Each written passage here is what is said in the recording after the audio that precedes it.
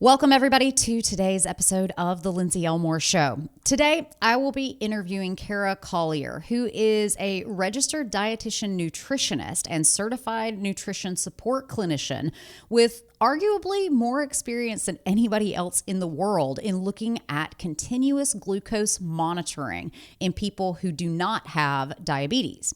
After that, I will be talking about why we should be avoiding sugar in our diet and how we can effectively break our addictions to sugar. Let's get to the show. Welcome to The Lindsey Elmore Show, a podcast that helps you find fulfillment amidst chaos. On this show, I interview thought leaders, doctors, creatives, spiritual gurus, and game changers who inspire you to pursue your dreams, overcome obstacles, and leave your mark.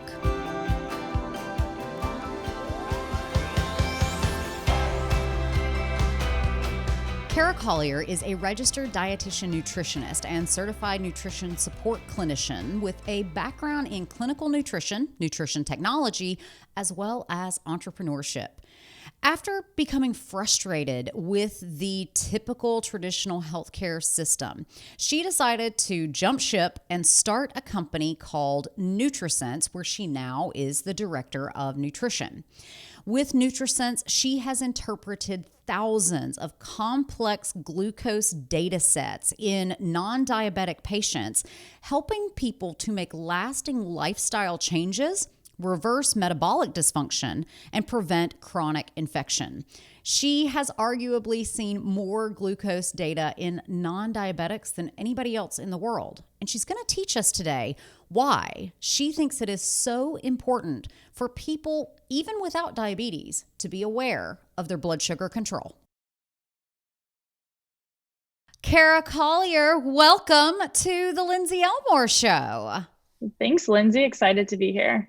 I'm so pumped to talk today because I think that more than ever, people are really wanting to take ownership of their own health. And one of the things that I think is very challenging for people who are trying to go into alternative health realms is we're so used to going to the physician's office and that being a part of where we get our lab values, where we can actually quantitatively assess where we are. So you work for a company called Nutrisense. You're their director of nutrition, and Nutrisense is an easy way for people to continuously monitor their glucose levels.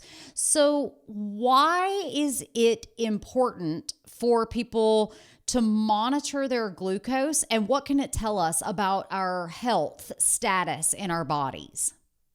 Yeah, absolutely. Great question.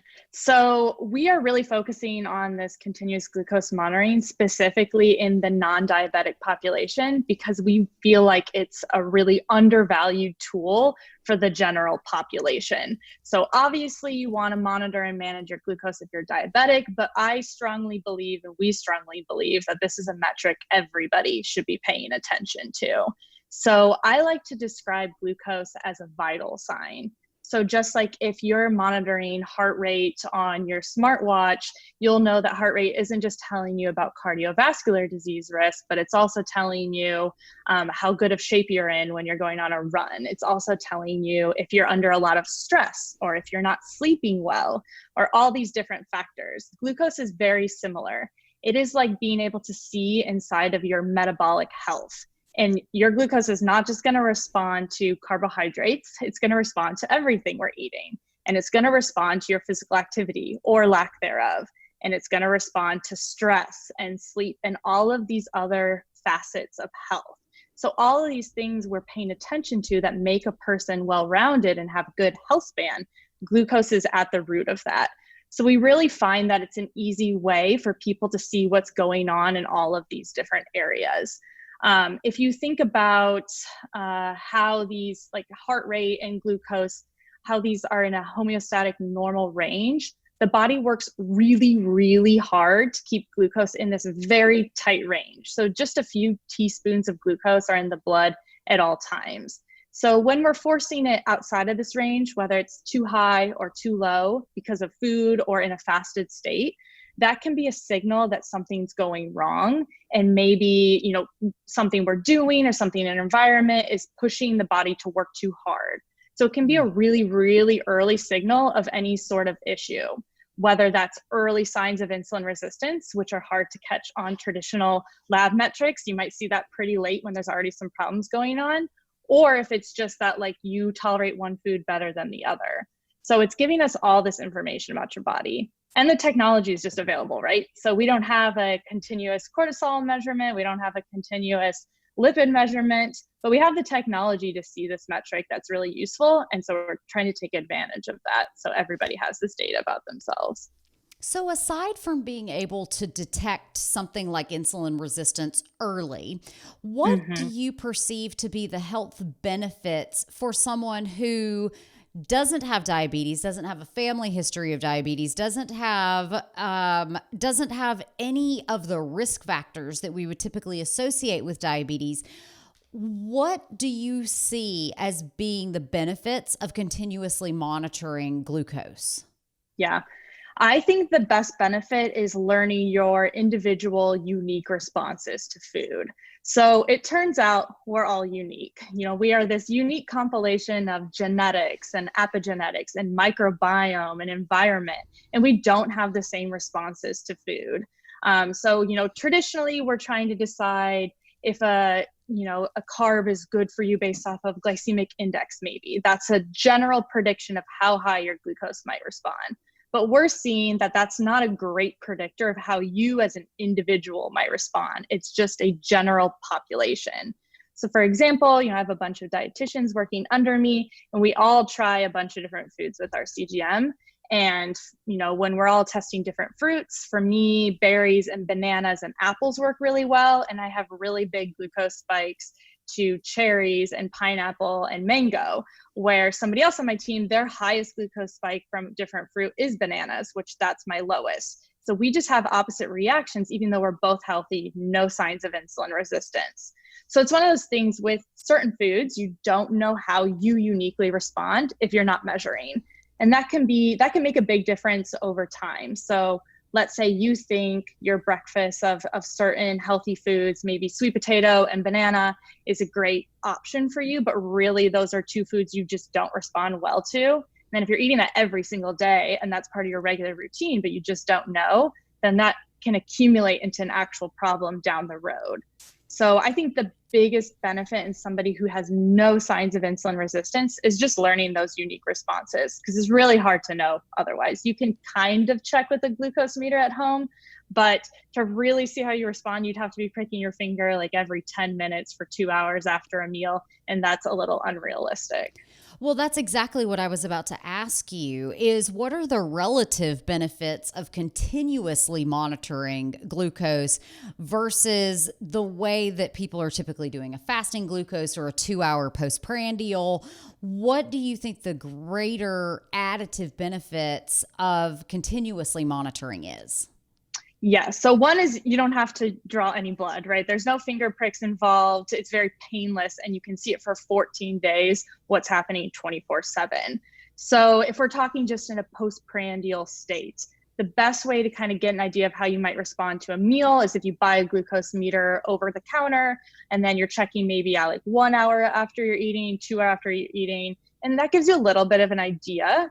But what we're looking for in the CGM data is both your maximum glucose value and the actual shape of that postprandial response.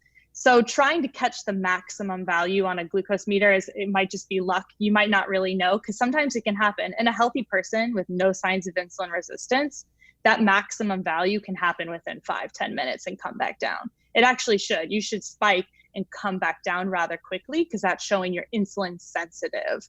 So that reaction happens really fast, hard to measure that or catch that on a glucose meter. And we also want to see what the shape of your postprandial curve looks like.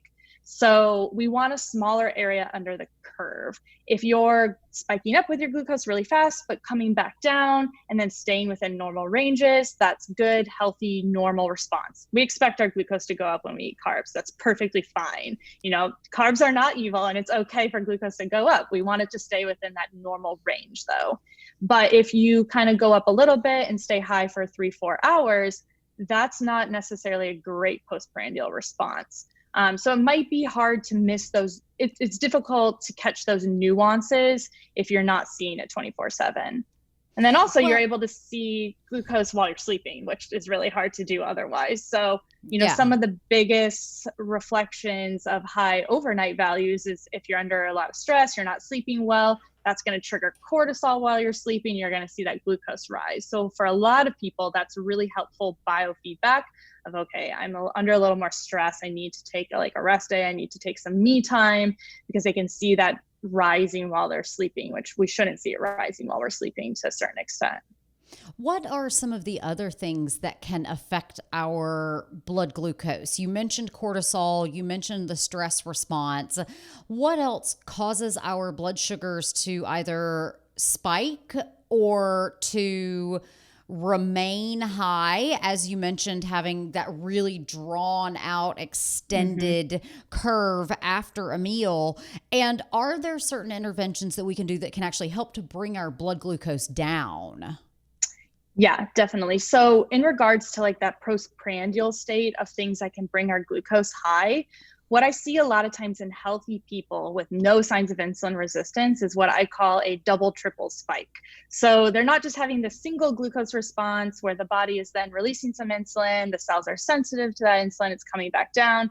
They're instead seeing glucose go up and down and up and down and up and down for a few hours. And that's usually a reflection of a lot of carbohydrates plus a lot of fat, usually in a refined state. So we're talking like a large pizza, creamy pasta, something where you're having easy to digest starch with a lot of fat, because that fat slows down digestion and that starch gets released in bouts as it's coming through. So in an insulin resistant state, that you're just going to see a big glucose response. If you're insulin sensitive, it's going to go up and down, but it's still an undesirable response. And so for a lot of people, it's just being mindful about portion sizes, not having these massive meals, right? So we're talking a lot about mindful eating and paying attention to how you're eating and not just what you're eating.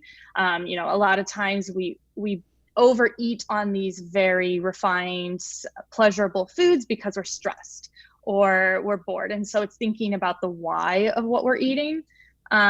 So that's a big one with food, is just that combination of really refined carbohydrates with refined oils and fats. Another thing is eating later at night. So this happens with everyone. You know, if you're healthy or not, I see this effect is you will not have the same exact response to a meal if you eat it later in the evening than if you're eating it earlier in the day. So a lot of times it's not even anything to do with meal composition or what foods you're choosing, but it's when you're eating. So this is in line with the concept of chrononutrition, where everything works on a circadian rhythm, right? We all know like sleep-wake cycles work on a circadian rhythm. Light is the main driver of that. When it's dark out, we get more sleepy, hopefully, and melatonin is released and we get tired. But our metabolism and digestion also works on a circadian rhythm. So we are least insulin sensitive in the middle of the night and most insulin sensitive during the day, because that's when we're supposed to be eating and metabolizing food. So for a lot of people, seems like it also seems like it would be a protective mechanism. You know, you don't want to be super insulin sensitive and waking up with blood sugars down in the 30s. You need your body 100%. To kind of realize like, I am not mentally aware to deal with this potentially dangerous situation. Yes, absolutely. That's a good point. And so this effect is very dramatic in most people, as I see this all the time, where a lot of people, I think, will maybe restrict during the day and they're trying to calorie restrict at breakfast and lunch, and then they have this big dinner and then they have a bunch of snacks afterwards. And that's just setting you up for a vicious cycle where you're going to have these higher glucose values, probably not as good as sleep either because of it. And so instead, we really talk a lot about front loading most of your carbohydrates and calories earlier in the day when your body's more primed and designed to metabolize it and handle it. So just meal timing in general is a big one. A simple hack as well with meal timing is also the order of what you eat your food. So like a very simple hack is eating your protein before you eat your carbohydrates. That can help blunt that glucose response, and it can make a super meaningful impact on a lot of people. And that's just a really easy thing to do. So with intermittent fasting, or as I've heard some physicians refer to it as time restricting your eating, as that has become a popular detoxification method, people think of it as a potential weight loss strategy, etc. How does intermittent fasting play into the whole discussion of our glucose? And especially when you think about people who are only eating 4 to 6 to 8 hours a day, they're going to be cramming a bunch of calories into that small time frame. Is this something that you see as potentially beneficial because of the detoxification and the fast that comes after it? Or is this a potential detriment that could be setting up a scenario where prediabetes is more likely to present itself? That's a great question. So I'll unpack this in a couple different ways. So there are a few golden rules that we give along with time restricted eating, is what I like to call just the daily fasting, where it's like in a 24-hour period, how much of that are you in a fed state versus how much of that are you in a fasted state? And there are a few things that seem to work really well for almost everybody. And that is to aim for at least 14 hours of fasting a day. I wouldn't even call that intermittent fasting. I would just call that in line with your biology, right? And shifting those mostly during the daytime hours, and then also avoiding a lot of grazing in that period. So let's say, if you're fasting for 14 hours of the day and you're eating for 10 hours of the day, we don't want you necessarily to be eating every hour of that 10-hour day, right? We want to allow time in between meals for your body to rest a little bit. We are not designed to be in this constantly fed state. And so those are just like baseline golden rules we recommend for everybody for just good glucose metabolism, good overall general health. And then from there, there's lots of wiggle room, right? So 16-8 is super popular, where you're just doing the 8 hours of eating. And then and some people are doing the OMAD, 1 meal a day, where you're just doing 1 to 2 hours of eating per day. And so for most people, that has shown to be a pretty good approach. Because if you think about what is insulin resistance and what drives your risk factor for prediabetes, it is an overstimulation of insulin. So in type 2 diabetes, you always have hyperinsulinemia, high levels of insulin. And then you also are having decreased insulin sensitivity. Your cells no longer acknowledge the signal insulin is sending out. So it's these two characteristics are driving those metabolic dysfunction. So if you think about it, if you're only eating 4 hours of the day, you might for 4 hours straight be having a lot of insulin being put out and you're kind of overloading the system. There are some consequences to that, but because the 20 hours of fasting throughout the day, you were in a low insulin state, we're not putting any energy in.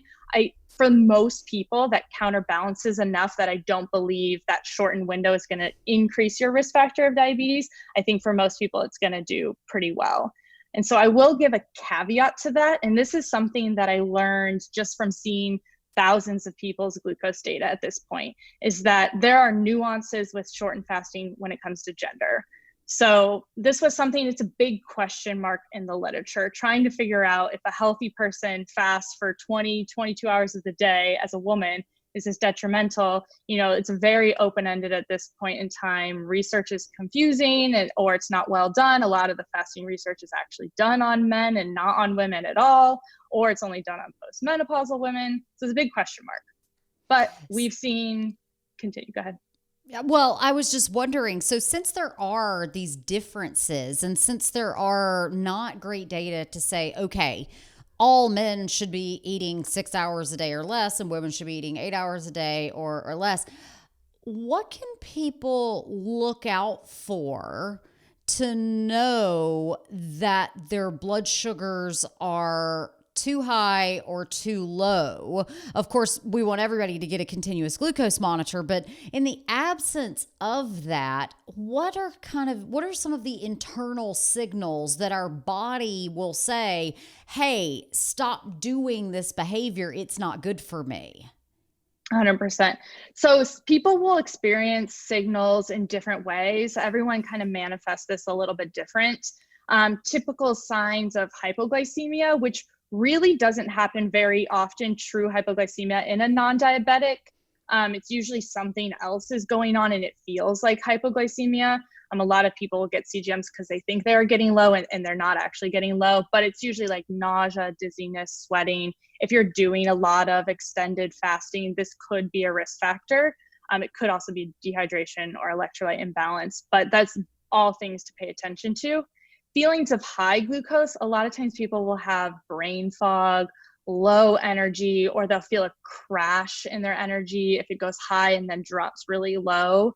So people feel this in a little bit different way. A really easy way to try to connect that, if you don't have a CGM, it's not necessarily realistic for everyone to be able to get one, but over the counter, the glucose meters, they are really inexpensive. You can get some for $15, $20. And let's say you're trying a new fasting routine. Just check it every once in a while. If you're at hour 16 of fasting, because you're doing maybe 20 hours of fasting in a day, you check it. And it should be between like 70 and 90, maybe low 90s. If it's 120 or something after 20 hours of fasting, that may be a signal that your body's under too much stress. So what we have seen in women specifically who are lean, work out a lot, maybe carb restrict or calorie restrict, they already have a lot of hormetic stressors going on. Maybe they're using the sauna a lot. When they restrict their eating window super, super short, for some of these women, we'll see their glucose rise while they're fasting, as opposed to staying in that fasting range. And that's a strong signal that the body's under too much stress. So in general, we've seen that women tend to have a lower stress tolerance than men. Most men will do this OMAD and their glucose doesn't ever rise, but some women see it rise. And so that's a signal that maybe this is too much stress. This is one too many things to put on my body at once. And so we might want to dial back that eating window a little bit. So the opposite though applies if you do have insulin resistance, if you do have prediabetes, diabetes, then that fasting is almost always going to be beneficial. Of course, you want to work with your physician if you're on any medications, because it can really lower your glucose artificially then if all of a sudden you're not eating as much. But for a lot of people, these longer fasting windows is the only way for the liver to realize how to deal with its own fuel sources again. So in the fasted state, the liver is mostly sending signals. Should my glucose go up? Should it go down? When in insulin resistance, it's inappropriately rising at the wrong time. So fasting really helps to realign those signals. But in a healthy person, no signs of insulin resistance, you already got a lot going on. We don't necessarily have a lot more benefit from those longer fasting windows, if that makes sense.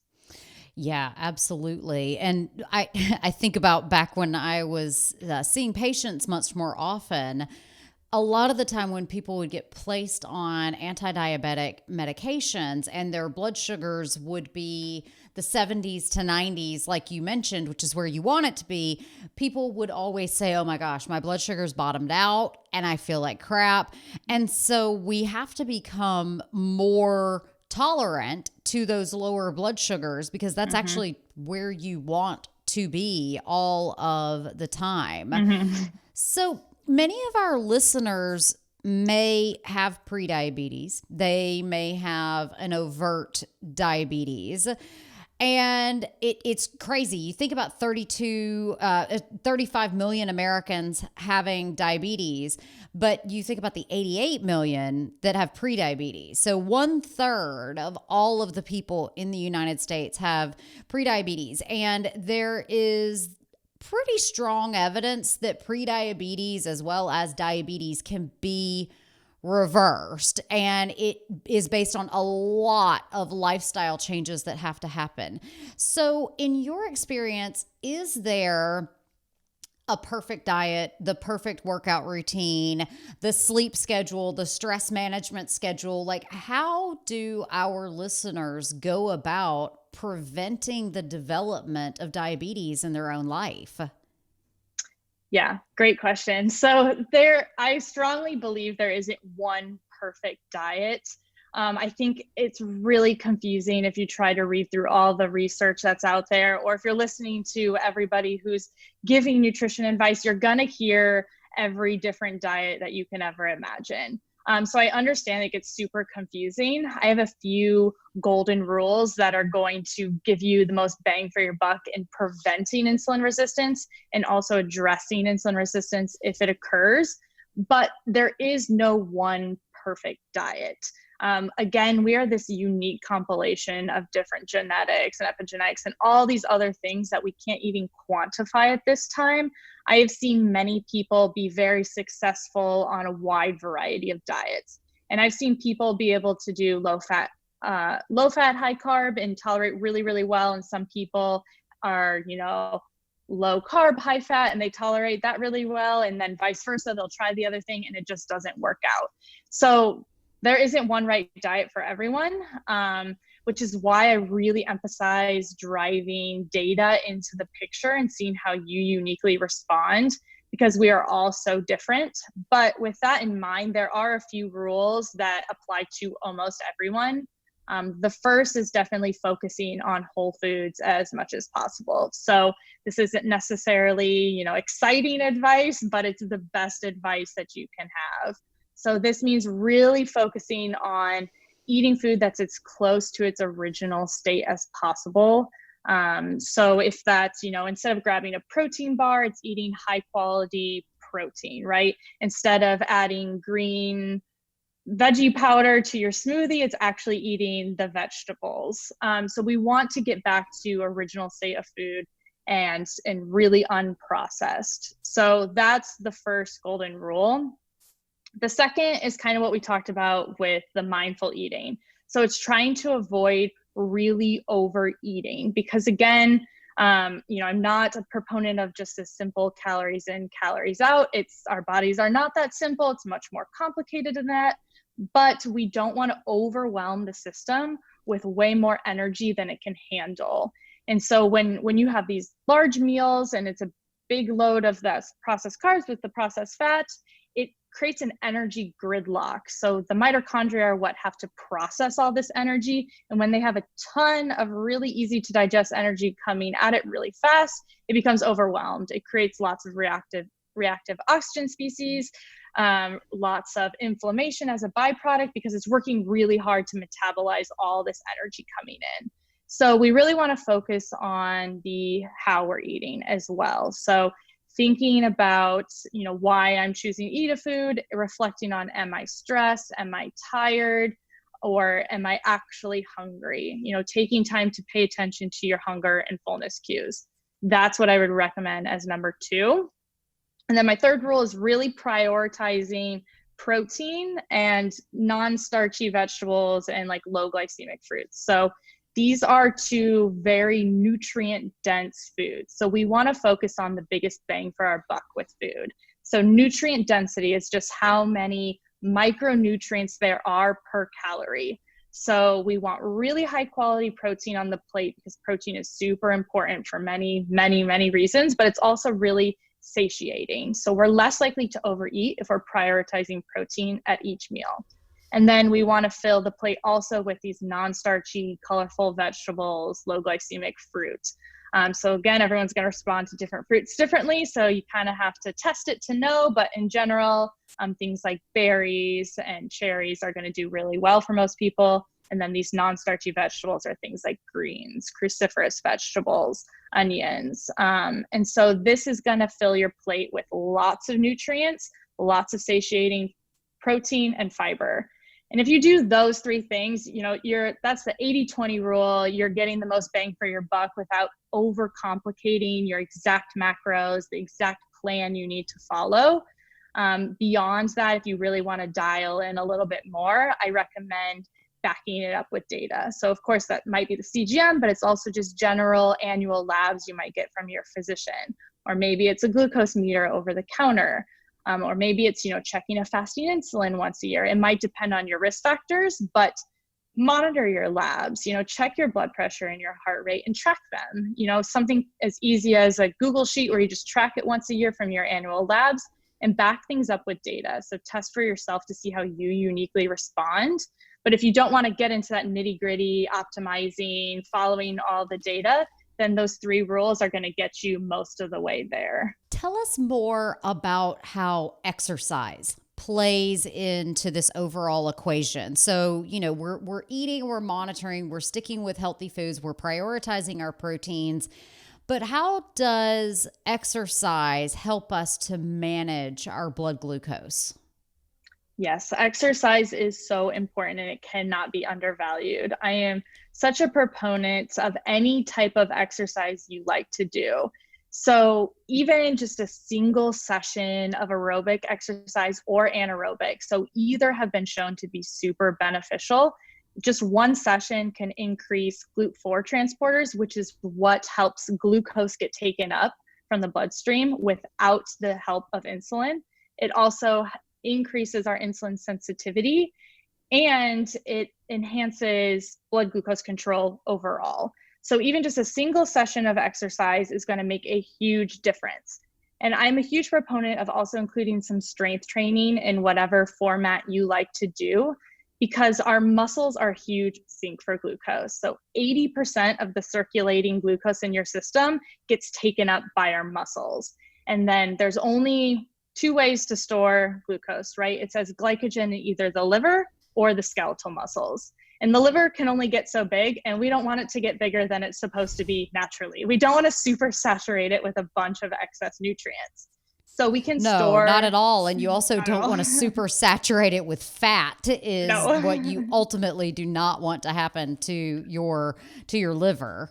Yeah, yes. Please be gentle to your poor liver. It's really important. But so glucose, extra glucose in the circulation can go to the liver as stored as glycogen, or it can go in the muscles stored as glycogen. So the more lean body mass we have in general, the more room there is for that circulating glucose to go to and have energy available that's not clogging up the liver necessarily. And then if both glycogen stores are full, we're going to make excess lipids. We're going to make fat storage. So we want to make sure there's glycogen storage available. And we also want to make sure we're clearing it every once in a while. So when you're exercising, doing some weightlifting, doing some high intensity training, you're clearing those glycogen stores from your muscles and you're using it for energy to fuel your workout.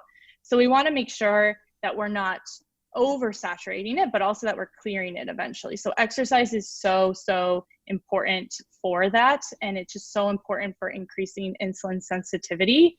It cannot be overestimated. And in addition to traditional exercise, so an hour at the gym, we also want to make sure we're just moving throughout the day. So, we don't want to be the sedentary athlete syndrome where we work out for an hour and then we sit for 23 hours of the day.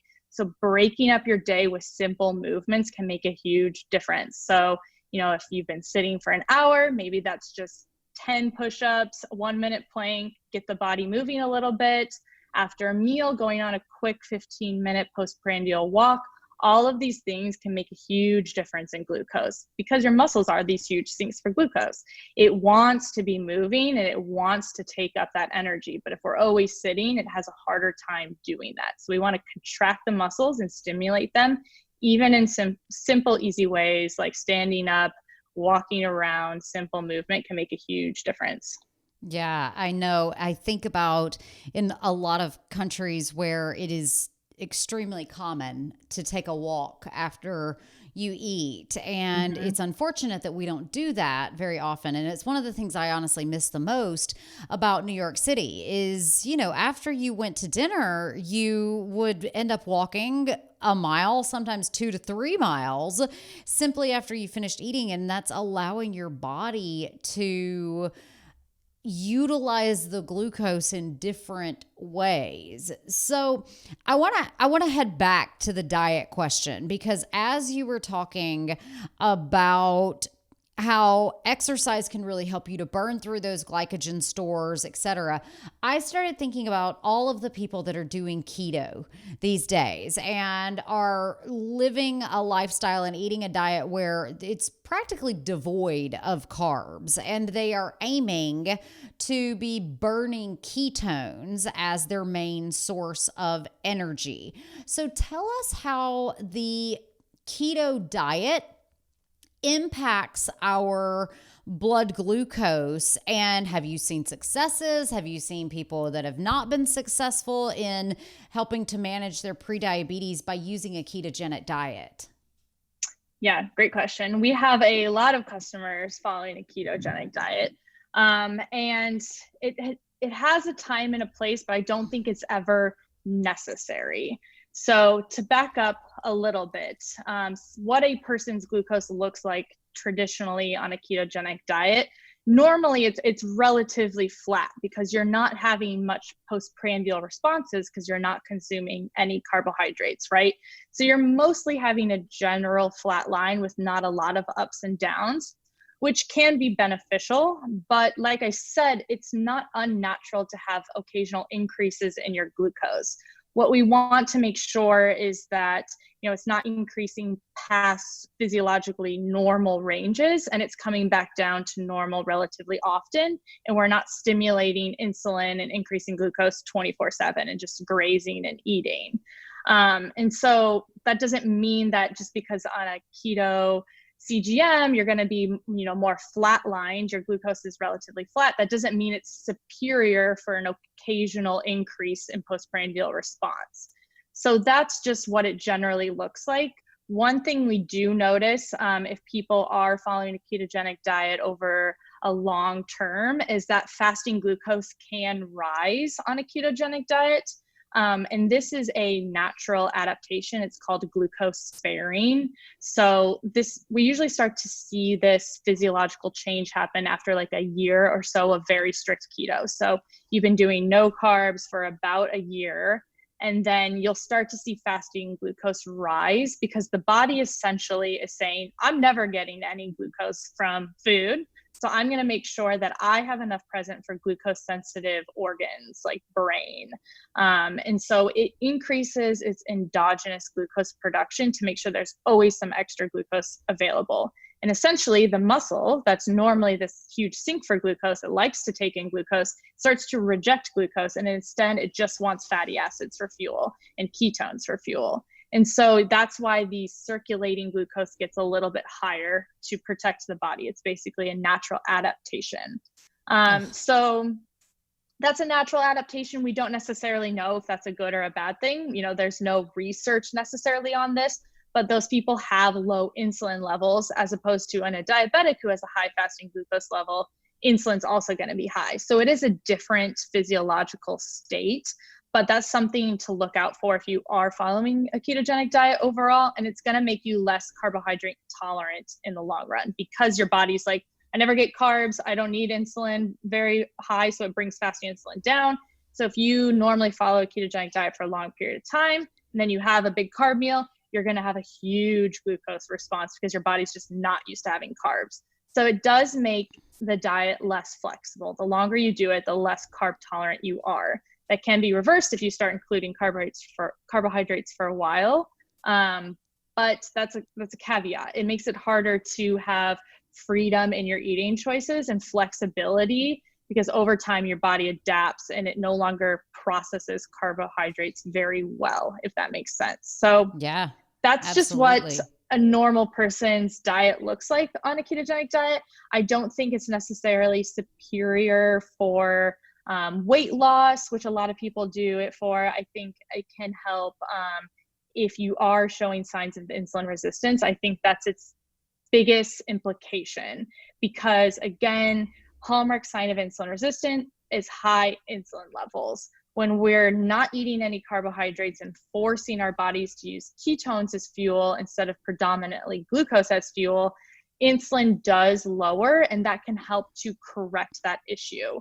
So we do see it in a lot of people who have insulin resistance or prediabetes, and it's a way to bring those glucose values down. Once we kind of fix that, I think there's always room to liberate the diet a little bit and just get back to a more flexible eating style. I don't think it's the only way to get there. If you have prediabetes or diabetes, I don't think the only way you can fix that or get your glucose down is by being as strict as a ketogenic diet.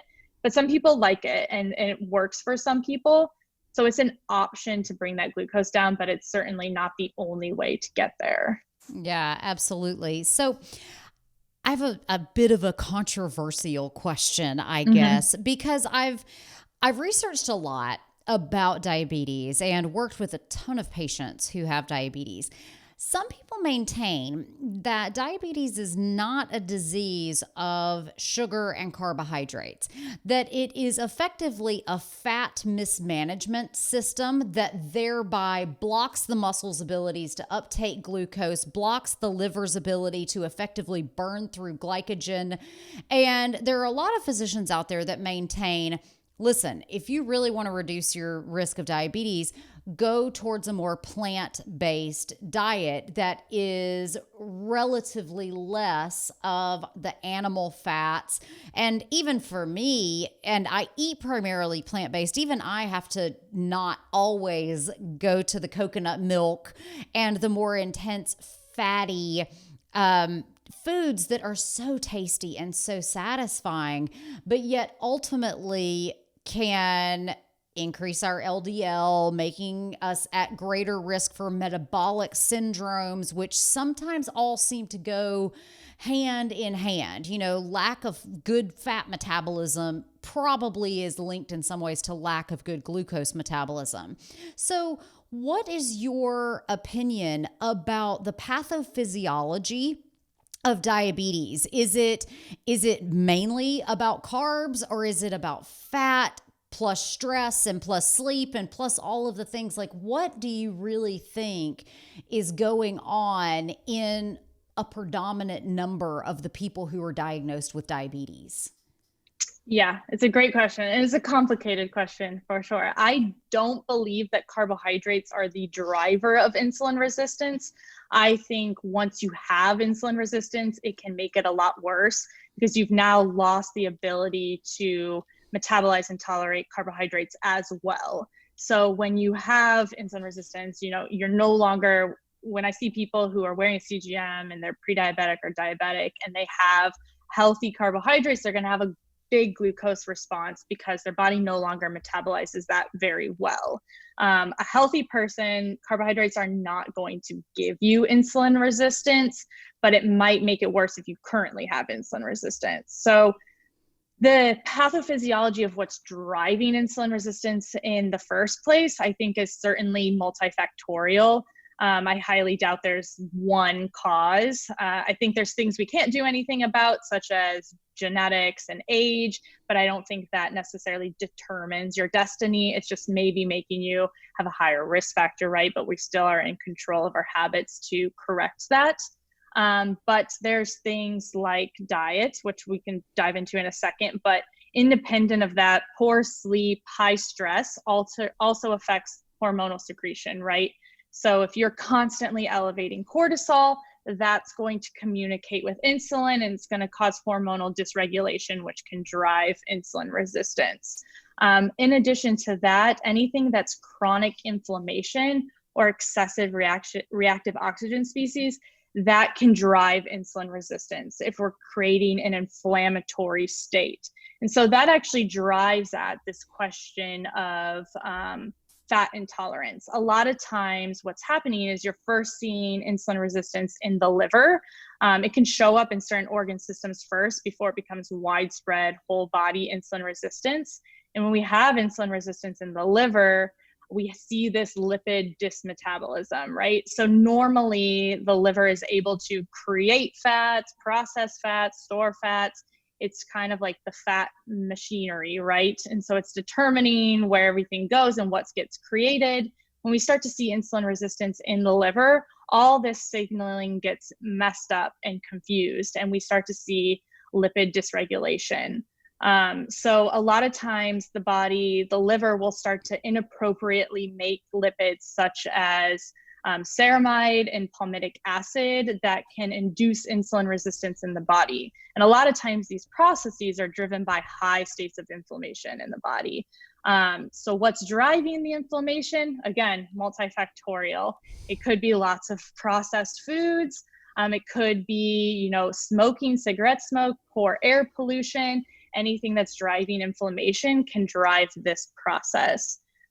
So in addition to that, just being overweight can increase your risk factor for insulin resistance, because like we said, if the liver starts to accumulate fat inappropriately, this is going to mess up all that hormonal signaling. So high levels of intermuscular fat is also a risk factor for insulin resistance.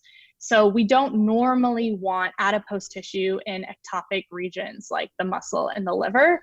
A rule of thumb is if it jiggles, it's probably safe. Like that fat on your stomach is not as dangerous as the fat in your organs, right? So when the fat gets in the organs, it can interfere with normal insulin signaling.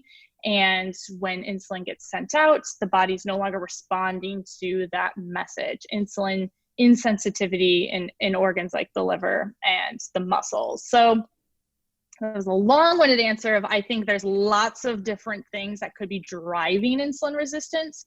And I don't think there's one cause necessarily.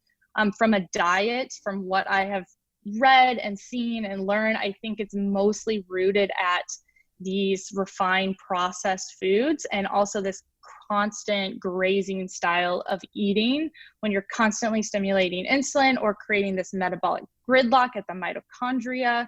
But then I think once you have developed insulin resistance, it's a whole different story of how you might treat that, right? And so for some people, we need to remove those carbohydrates, not be adding fuel to the flame. For other people, they have some genetic SNPs that make them less tolerant to fats and saturated fats, and that's going to make it even worse for them. And they might see their fasting glucose drive up if they're eating high-fat diet. So again, I think there's nuances to it, and I don't think there's one diet to prevent it, and I don't think there's one diet to fix it. But there's a lot of things you can do to prevent it, and a lot of it is lifestyle related. Okay, Kara, this is an easy way for people to monitor their glucose at home. You're going to show me in this video how I use the Nutrisense device. So help me do it. What do I do? For sure. So yeah, if you unpack the little Ziploc there, first we're just going to use the alcohol wipe to clean the back of your arm. Okay. So we recommend either arm is fine, kind of like the fattiest area of the back of your arm. Okay. So it doesn't matter, like you could do, do you have yours? You're wearing yours right now? It's a little hidden. I mean, I can tell you it's just a tank top. There we go. Just to show people. So back of the arm right here. Okay. All right. So I kind of like grab for like the fattiest area. Clean that good with the alcohol wipe. Okay. All right. Cleaning it good with the alcohol. Okay. And then I have two containers. Two pieces. So the freestyle and then the one that's in the pull tab. Okay. So pull tab, go ahead and open that up. Okay.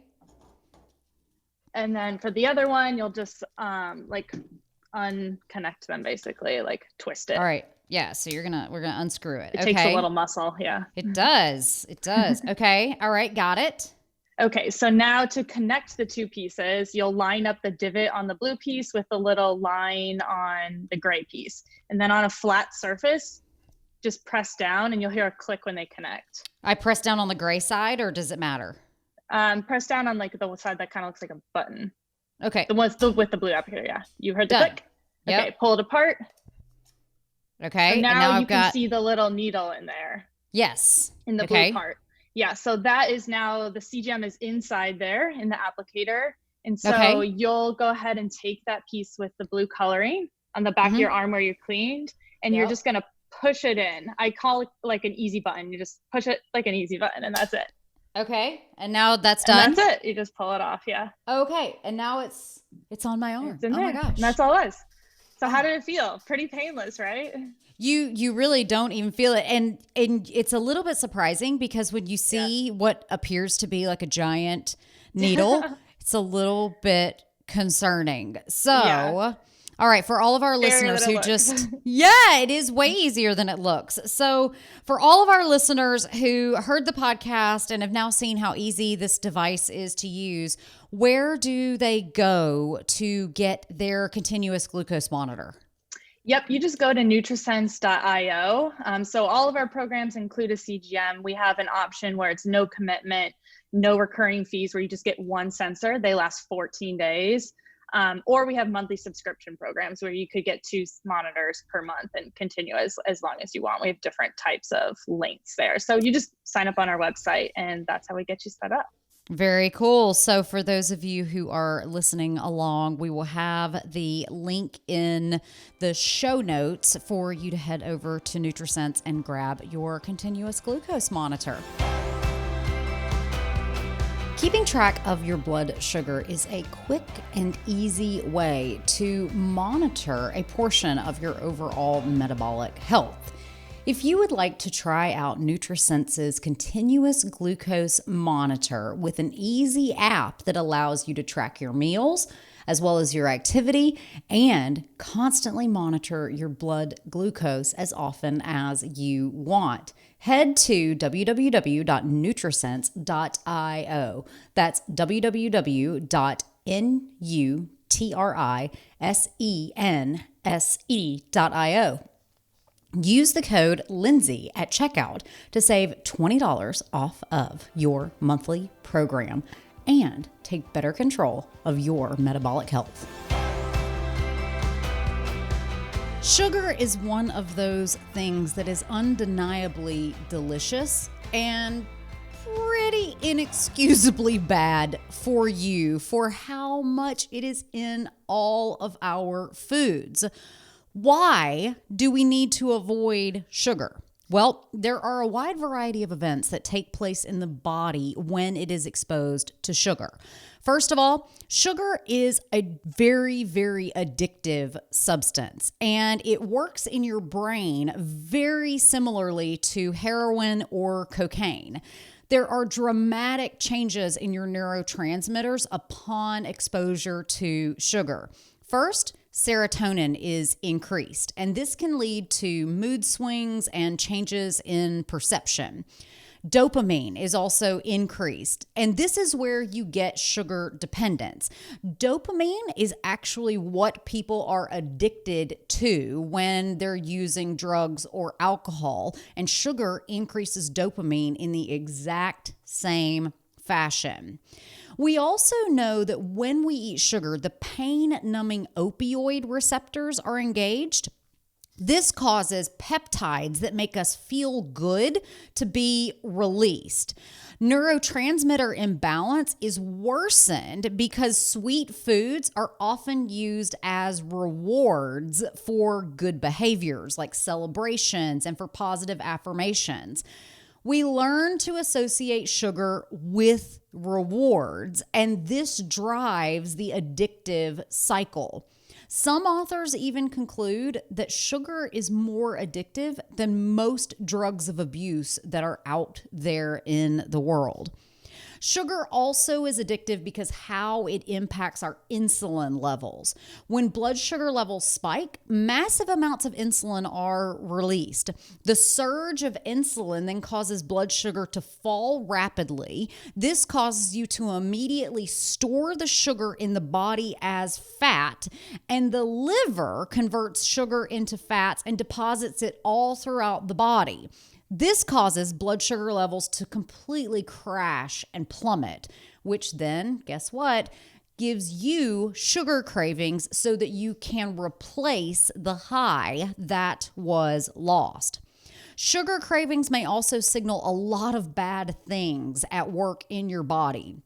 They are strong indicators of insulin resistance, and they signal that you may have a deficiency in nutrients or water.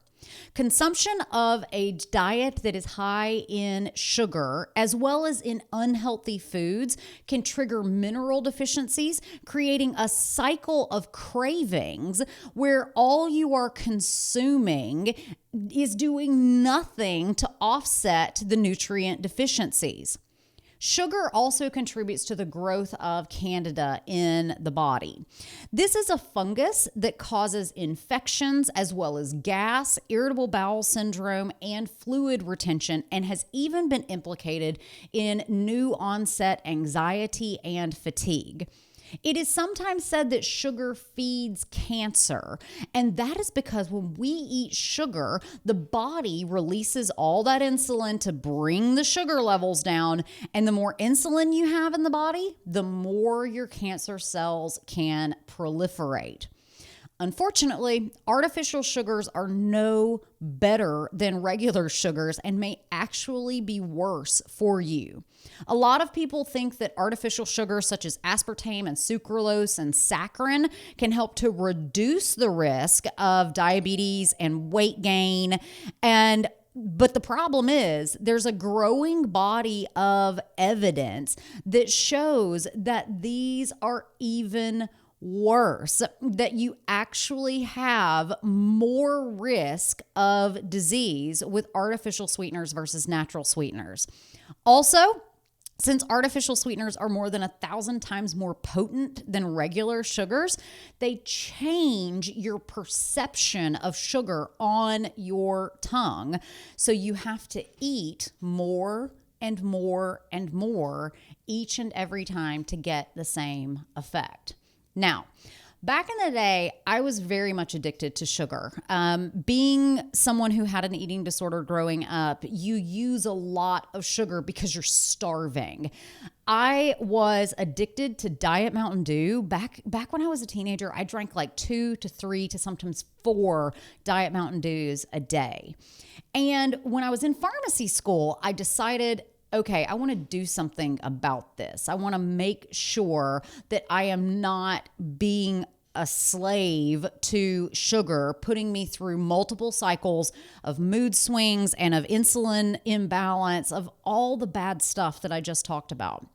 And that was why I did my first cleanse, was to break my sugar addiction. And it was amazing. After 3 weeks of not eating sugar, you go back and try to eat sugar and it becomes like cloyingly sweet, and you honestly don't like the way that the sugar makes you feel.